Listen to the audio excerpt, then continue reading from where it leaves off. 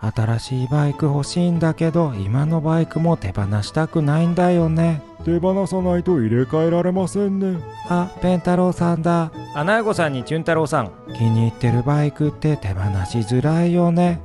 そうして増殖無限城と化していく。鬼が宿ってそうですね。手放すバイクってどうやって決めてるの？プロテクト枠作ってそれ以外から選んでいく感じ。プロテクトの基準はあるんですか？そうだね。じゃあ絶対手放さなそうなバイクと特性を見ていこうか。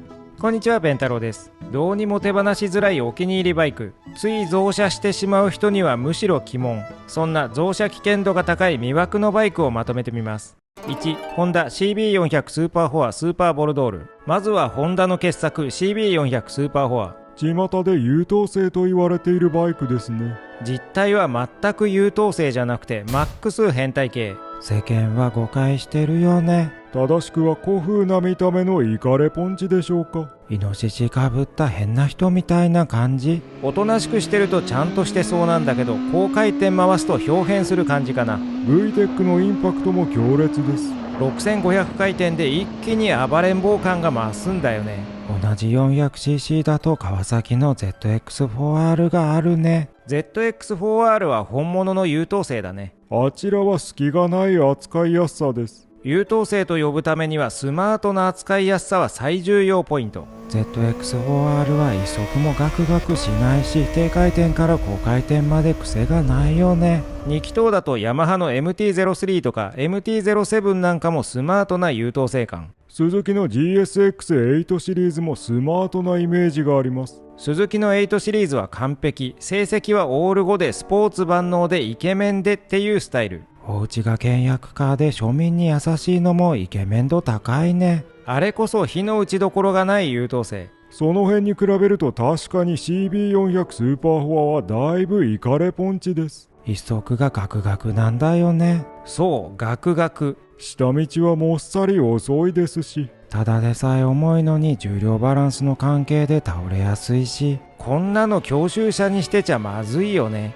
教習車は NX400 になりましたから、入れ替わると相当楽になるでしょう。 CB400 スーパーフォアの魅力はやるときはやるイカレポンチなとこだね。普段は全然やる気なくて出だし遅いし重いし、下道は大してやる気出してくれない。まあ発進はクラッチ操作だけで楽だけど、低回転もシルキーな音と感触で心地いいですね。こんなエンジンの乗り物は二度と出なそうだね。新しい CB400 スーパーフォアのエンジンがどうなるか興味深い。 VTEC はないですし、 CB650R や ZX4R のようにもうちょっと荒っぽい感じになるでしょうか。とりあえず新型は未知数だから CB400 スーパーフォアはしばらくキープだね。さすがに3台あるのはどれか減らしたら。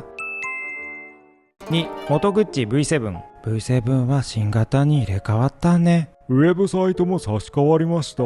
よりクラシック感のある V7 スペシャルはマットなストーンとあまり差がなくなったね。メーターとヘッドライトもストーンと共通になりました。これはこれでいいけど、現行ならストーンの青を選ぶかな。ペンタロウさんの V7 は最後の2眼メーターバージョンだよね。そう、レッドストライプツイントーン。程よいクラシック感が気に入ってる。 V7 は元グッチしかない縦置き V ツインエンジンです。旋回感覚が独特なんでしょ。旋回性能は最強。これほどまでに旋回が楽しいバイクはないと思えるくらいスパッと車体を倒して軽快に曲がれる。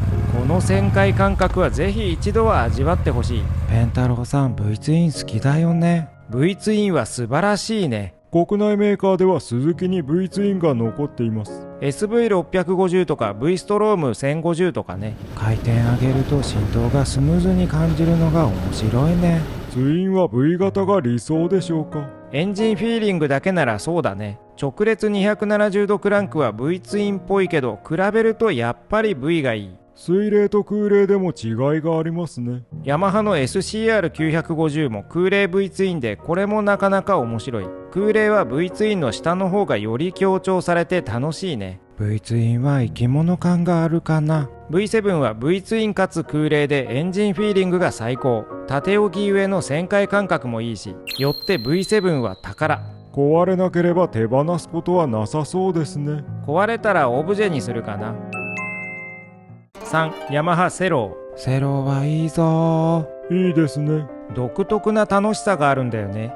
どういうところが楽しいの？正直謎。よくわからないけど楽しいというやつですね。そう、よくわからない。でもすごく楽しい。自転車みたいって言われたりもするよね。自転車というか手足というか、体の一部みたいな感じですか。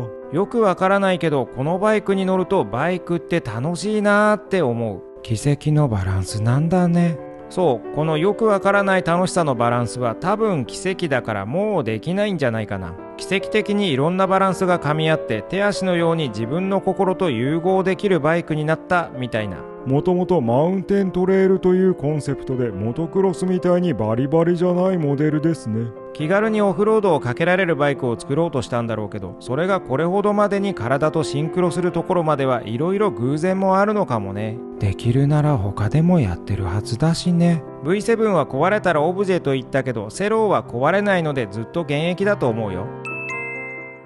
4. ヤマハ SR400。ペンタロウさん SR のこといつもポンコツだとか言ってるよね。動画でのディスり率ナンバーワンです。ポンコツとかろくでなしとかリアル古民家とかいろいろ言ってる。それもあいうえなんだね。 SR は多分前世からの親友くらいでひたすらそばにいたい。よっぽど好きなんですね。ずーっと眺めたり撫でたりしてる。黄金比などの話も前の動画でやってましたね。見た目のバランスは随所に黄金比があって普遍的造形美を生み出してるね。だから人が自然に美しいと感じる。見た目以外にはどの辺がいいの？走行感覚もいい感じ。短気筒独特の鼓動感とか癖になる。フラットシートで対応身長幅が広いのも愛されている秘訣かもしれません。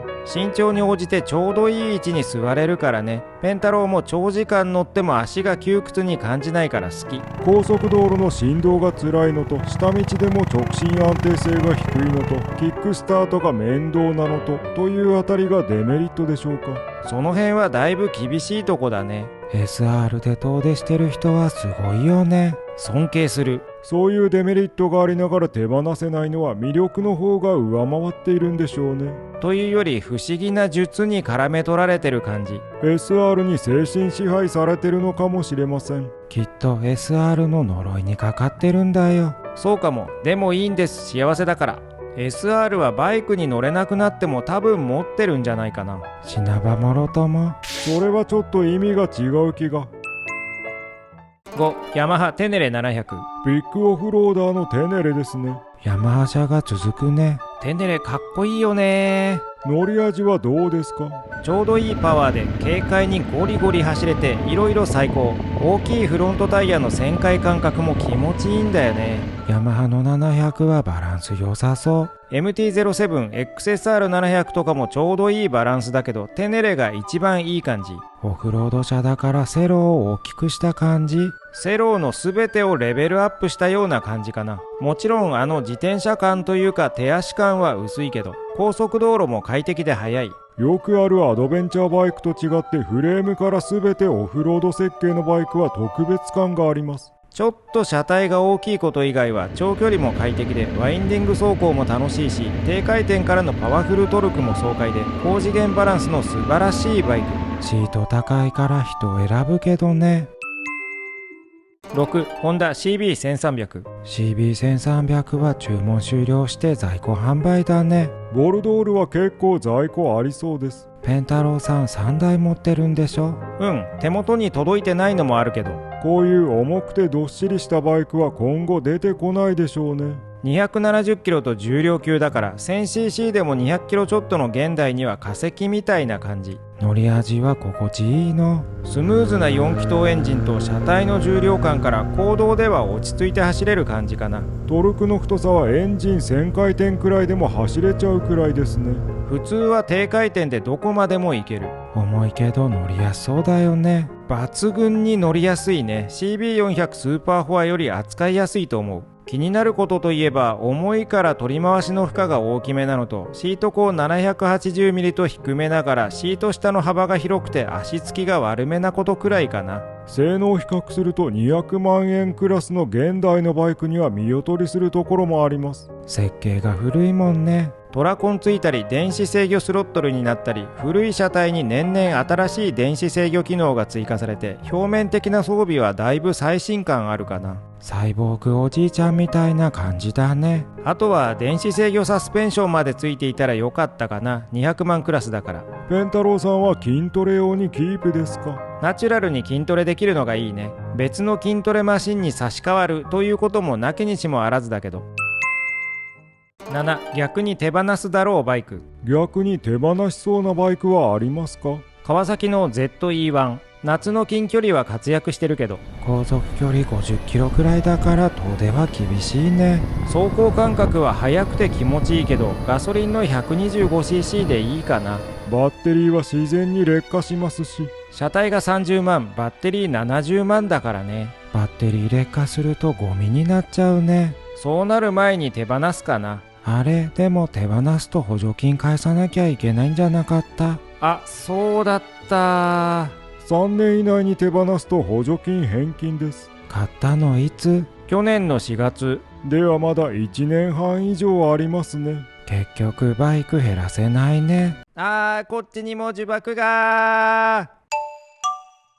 今回こちらの世界のペンタロウは減らすバイクがなくて困っているようですが、補助金頼みで手を出すとしがらみが生まれるので、ご利用は計画的に。よろしければ高評価、チャンネル登録、ハイプをお願いします。ラジオチャンネルでバイクの小話、メンバーコンテンツでプライベートな話をしているので、よろしければそちらもご覧ください。続く。